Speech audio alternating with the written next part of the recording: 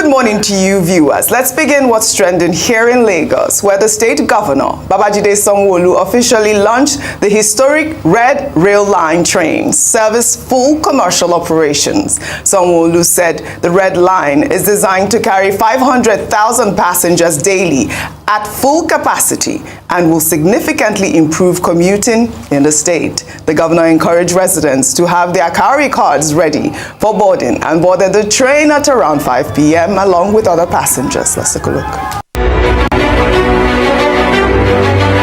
So, as you can see, it's been an outstanding experience. It's an experience that we believe will help solve public transportation issues in Lagos. It's an experience that we believe will reduce journey time for our citizens. It's an experience that we believe will ease connectivity.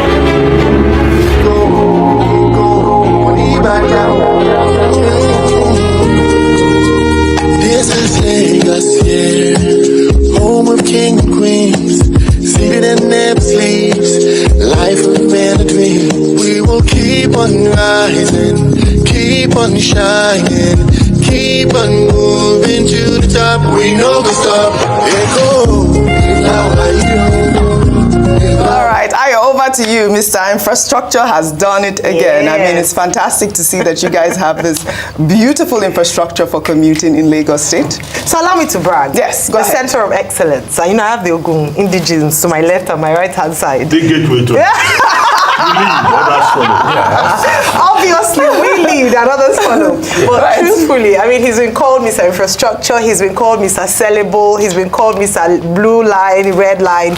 And it's just great to see the completion of a promise made. Oftentimes when we talk about politicians saying that they're going to do something or the other, we usually track and sometimes they're not able to meet up with the promises. But we've seen, at least under this administration, when it comes to the first T of his Themes Plus agenda in terms of transportation in Lagos State, he's worked really hard to ensure that he brings it to fruition. So congratulations to Governor Babajide Olushola Sanwo-Olu. He has done well. And we have where he's done well, we give him the kudos for that. This inaugural trip was from Oyimbo to Agbado. That's a long stretch. Now, we know how much traffic in Lagos State has impacted on productivity, time, health of its citizens, and of course, residents of Lagos State. So it's great to see that there are efforts being made. But this is also a call to say that, you know, the reward for good work is what? More work. So as he's done this train line, with the other, we have to look at cargo, movement of not just persons, but goods as well. And then also other alternative modes of transportation to further ease. I have to say that even with waterway transportation, he has done very well with LASWA. I've talked about that. I've talked about the GM of LASWA, Dami Emmanuel, the revolution they've done there, how they've been able to make it smoother and safer to go on our waterway. So kudos to him. Today, I'm giving him his flowers. Fantastic. Well done. Congratulations. Everything for a better Lagos. Fantastic. Sanwo-Olu. Fantastic. Mr. Sellable. Well, all right. We'll take another story. There are implications. We'll take another story. Following the lawsuit filed by Senior Advocate of Nigeria, Femi Falana, and his son, musician Falz, against social media influencer, Very Dark Man, the Lagos High Court in Ikeja on Tuesday ordered the influencer to bring down the defamatory video and comments published on September 24th and also restrained him from further releasing, publishing and circulating any defamatory videos and comments against the senior advocate and his son, pending the hearing of the suit. The Falanas had taken Very Dark Man to court in separate suit, claiming 500 million naira each as damages over the video he posted, alleging that they collected 10 million naira from Bob Risky to secure a presidential pardon. While in their suits, the father and son submitted that Very Dark Man knew that all his comments were unverified and not true, yet he proceeded to publish the same to injure their reputation recklessly. Dr. Bati, over to you. Okay, very quickly. On September 24, that was the day Martin Ose, popularly known as Very Dark Man, put out those statements linking Bob Risky with Falz and his father, Femi Falana, SAN.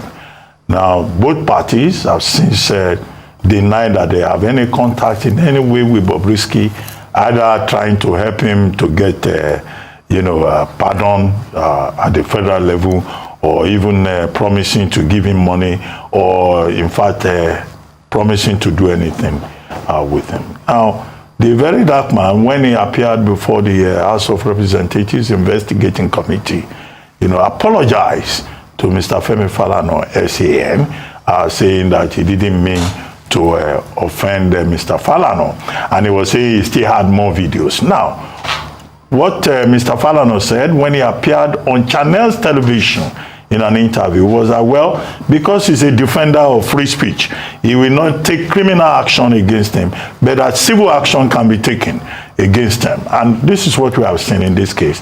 The Falana family has approached the court of Justice Sanwo-Olu in Lagos to seek what is called preemptive remedies to prevent the very dark man, as is otherwise known, from continued defamation. And Justice Olu said the publication of those materials were injurious to the reputation of Falz and Femi Falana SAN, and that these preemptive remedies have been granted within a period of 21 days.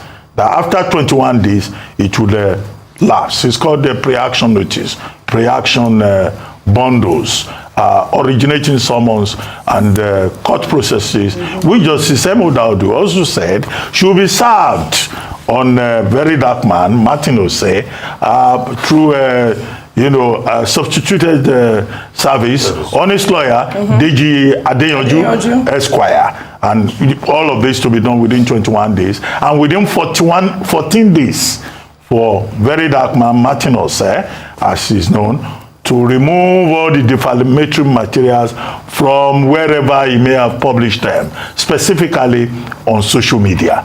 So it's now in the court of the very dark man and his lawyer to make sure that the ruling of the court is obeyed. And it is also within the province of Falz and Femi Falana, SAN, the father, to say that, look, we think our reputation has been damaged, and Femi Falana has made it clear he has built this reputation over the years, not for some people saying they are social critic, concerned social media activists trying to ruin that reputation. Absolutely. So this is where we are in this matter, and we hope that Martin Ose, who has already apologized, to Mr. Falana, what the court is saying, take action to say that there was no malice involved and you will regret your action. And after that, Mr. Falana, who is a leading free speech activist, may then fulfill his decision not to take any civil action. Well said, Dr. Abati. We'll take another story. The family of Pastor Shingu Wigwe, father to the late Herbert Wigwe, who died in a helicopter crash in the United States on February 10th, released a statement on Tuesday to address a recent article titled "Family Dispute Erupts Over Estate of Late Banking Executive Herbert Wigwe," published on October 13th, 2024. Emeka Wigwe, brother to the late banking executive, in the statement said that the article has unfortunately spread widely across social and national media. Well, to debunk the report, Emeka stated that at no point has his father, Pastor Shingu Wigwe, requested 20% of the estate of the late Herbert Wigwe. Neither has there been any such request by other family members, adding that the article's claim that the 20% demand contradicts Herbert's will is entirely false and misleading. The facts regarding the estate are already publicly available in the probate registry, where an affidavit clearly outlines the correct details. I mean, this is the danger in fake news. We did see that story all across social media that Pastor Shingu Wigwe had requested 20% of Herbert Wigwe's estate. It's good that Emeka has come out here to debunk that report. There was also the report that, they said that he was arrested. He's absolutely free. I spoke to him this morning, and, the family should be left to mourn and grieve. I mean, this is just in February, and we are seeing this report. These architects of fake news are unbelievable. Yeah, I think it's important that the Wigwe family has provided this clarification. And the most important paragraph in that statement by Emeka Iwigwe is the fact that the family is committed to sustaining the legacy of Herbert Wigwe, a man who contributed a lot in his lifetime to banking, to sports, to education, to developments in society. It must be very embarrassing that anybody will even say, oh, that his family are asking for 20%. Now, Mr. Wigwe says there is an affidavit at the public registry that is available to the public. There will be some people who will go and check. Now, the issue is the family asking for 20%? They say that's not true. Is the family asking for guardianship of his surviving children? Even if that is the case, the suspicion will be that, look, this is like trying to gain access to what he left behind for his children through the back door. The other part of it is that he has a child that is over 25 years. I think when they were doing the burial, there was a daughter that showed up who was already of mature age. Yes, totally. Now, okay, so the lady should be able to look after her father's estate. Right. So I know it's very embarrassing for the family, but the family should not allow anybody, including online in-laws and relatives who have put their mouth on this matter. If your family matter gets onto social media, all kinds of online in-laws who have no job to do, they will start putting their mouth. So the step that they have taken is important. And we hope that the Access Bank also, which is the main institution that Wigwe was involved in, will also try to defend the interest of the children. And the family. Well said. Well, Rufai, the story is for you. The Economic and Financial Crimes Commission on Tuesday said the journalist arrested at Urban Radio 94.5 FM in Enugu was allegedly involved in a 700 million naira Ponzi scheme. In a statement, the anti-graft agency said Favor Echo, a presenter with Urban Radio, was traced to the station over the alleged fraud. The management of the station had accused EFCC operatives of barging into the station during a live program to arrest its presenters. Urban Radio said operatives also seized some communication equipment without disclosing reason for their action or reacting to the news. Dele Oyewale, EFCC spokesperson, said Echo was not arrested while on air, adding that the agency did not disrupt lawful activities at the station. But, Rufai, we do have a little voice note. If we can just play that up really quickly for our viewers to hear that the EFCC actually did barge in. FCC is just doing their work because politics is about doing everything to do your opponent. What's going on? Are you hearing me? Hello, Banky. What's going on? We're off air. What's going on? I'm on a program and you're in the studio. Yes. Can I finish with my program? No. I have to finish. No, you can't. You don't have that time. I'm on air. I afford them that respect. You have a petition to answer to I have. No, we are on air.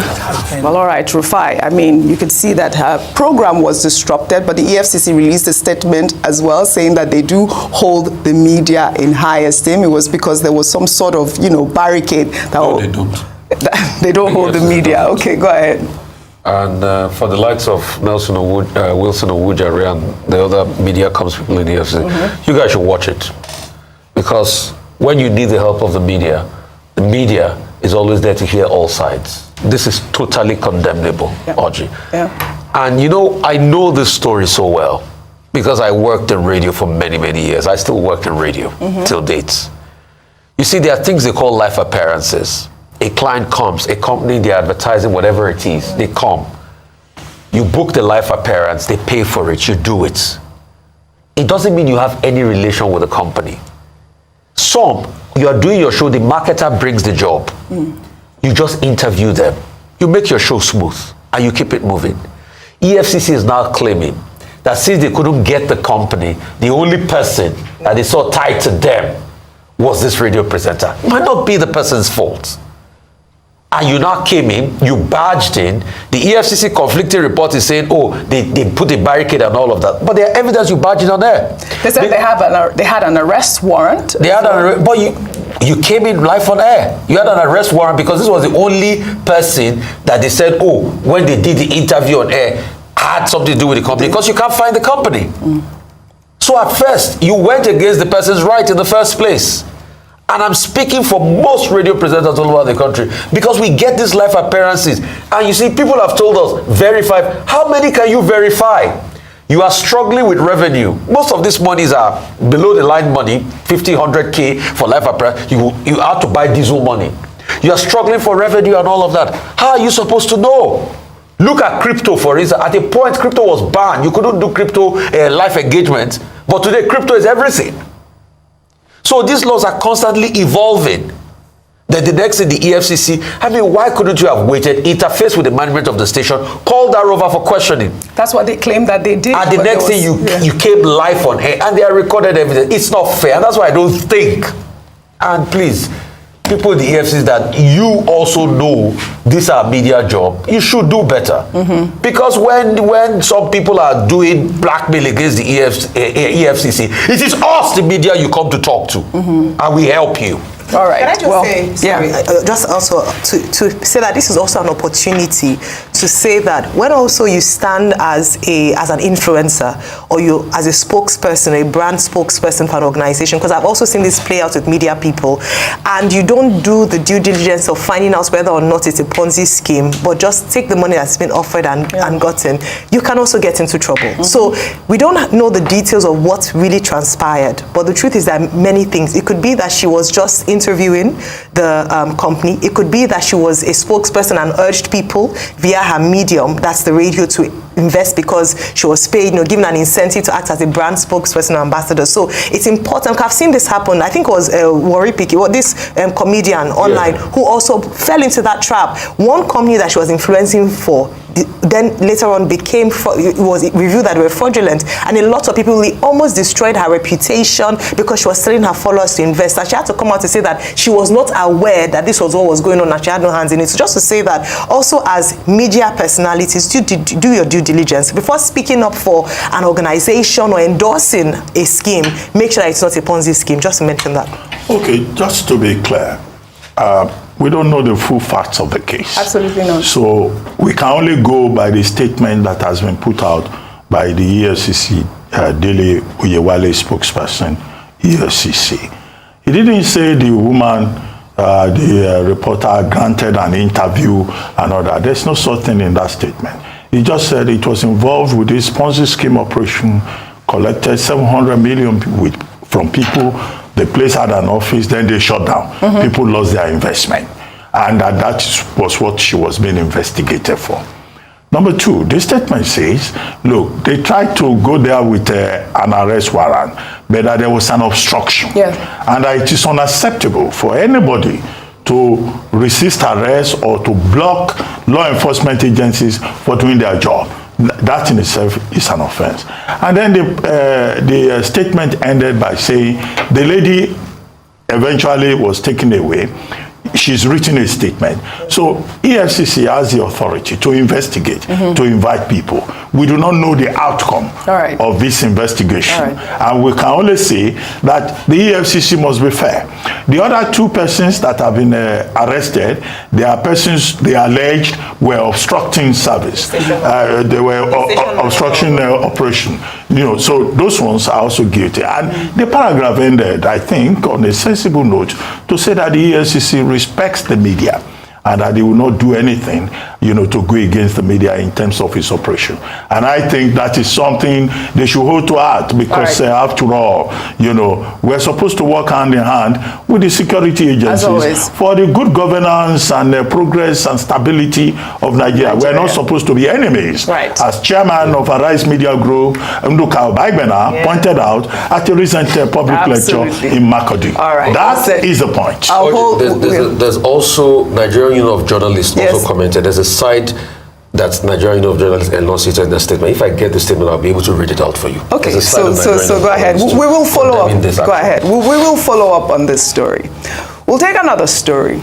The Minister of Women Affairs, Uju Kennedy Ohaneye, caused a frenzy on social media after she shared a video vowing to deal with a man who allegedly defiled two sisters aged 3 and 8 years old. In the video, Kennedy expressed disgust that an elderly man will take advantage of the minors and defile them. She also gave cash money to the mother of the girls to buy an attire. Let's take a look. Imagine a small girl like this being raped by a matured man with her younger sister, 3-year-old. Where is it done? 3-year-old and this year 8 years plus. Being raped 3 times. I will teach this man a lesson. When I finish with him, I'll bring him out to Nigeria. Nigerians will finish the remaining one. Because now Nigerians, you people are doing well. As I am now, each time I call you people, you come out. Each time something happens, you push it to me. And when I come out to fight, you join me. This money I'm giving you is I promised my daughter clothes with shoes. It's not much money. Go and do it for her. But it cannot be on that day again because we want to come. Maybe after we open my door, mom will take her and go and get her all those small things with her cup. She said she wants to come. So that is all this money is for. Within a few days, you will see the action. Wipe your tears, my darling sister. Wipe your tears. Oh, sorry. All right, Ayo, really quickly, I mean, this woman has been doing the Lord's work. It's good to see that she's out there advocating for young people and, you know, going against those sexual predators. I mean, but that video really, I don't know if it was necessary. I mean, also about the cash display and the offer for the young girl. I mean, I thought that was exploitative at the most. All right, so hate her or love her, the Honorable Minister of Women Affairs has been in the news and in many instances for good reason.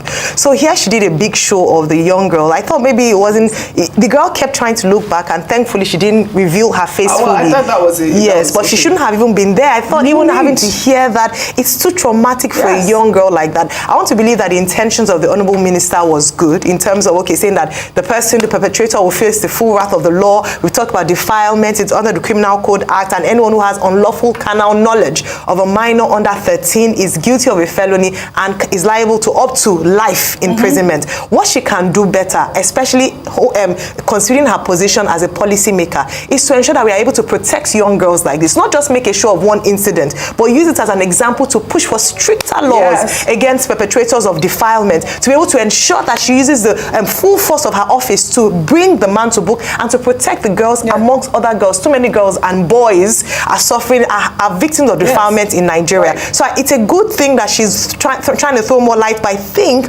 maybe more sensitivity would have been more important. I think that would have been important. On the head. More sensitivity would have been important, and we must protect our children at all costs. At the time we're talking about the special day of the girl child. That was unfortunate. This is a full demonstration of the kind of challenges that the girl child in Nigeria faces. Some devilish uncle that calls himself a neighbor, defiling other people's children. Yes, we must follow up on that story. Well, kudos to Uju Kennedy Ohaneye for her work against those criminal activities. Well, we'll take another story. Supporters of Seyi Tinubu, son of President Bola Ahmed Tinubu, marked his birthday on Monday, October 13th in a unique way and charitable way by distributing packed food items to those in need. Well, photos of rice packaged in his name made the rounds on social media. Well, meanwhile, Nigerians on social media have vowed to continue referring to President Bola Ahmed Tinubu as T-Pain if his administration fails to address the glaring hardship in the country. Well, an AI-generated picture of a drug labeled T-Pain, which is meant to be used for weight loss, has since gone viral on social media. Just a little comic relief here, but you did see that. I mean, Nigerians, you don't have respect. They don't have respect for the president. But I thought it was just a little comic relief. We have seen that. We don't want any weight loss pills, please. We want the government. We want of the weight you have lost. No, I've not lost any weight yet. Not yet. It's not a result of that pill. It's not a result of that pill. Well, all right. I thought that was a funny video, a funny picture. Well, before we end What's Trending today, let's highlight what young Nigerians are doing to revolutionize the agricultural sector through technology in our Good News Report.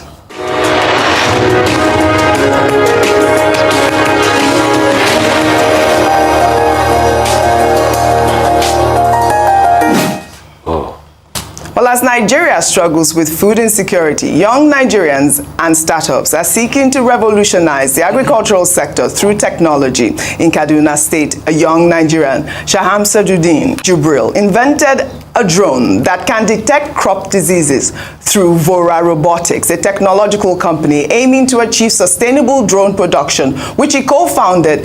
Agricultural challenges in Nigeria are being tackled with his locally manufactured drones. From precision spraying to plant health monitoring, Jubril is pushing the boundaries of what is possible in agri-tech. We use local available material to develop it in order to be cost effective.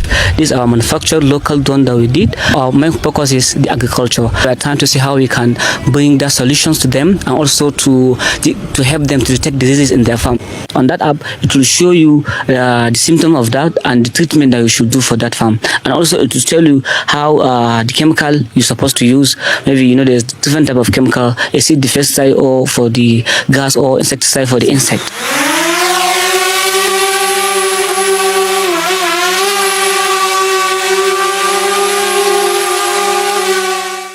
Well, all right. Congratulations to Jubril. We always have to highlight what our good people are doing in Nigeria. I wish we had more time. That should be on the national honors list. Diamonds in Nigeria. Well, I'd like to thank you for your great analysis, as always, on What's Trending.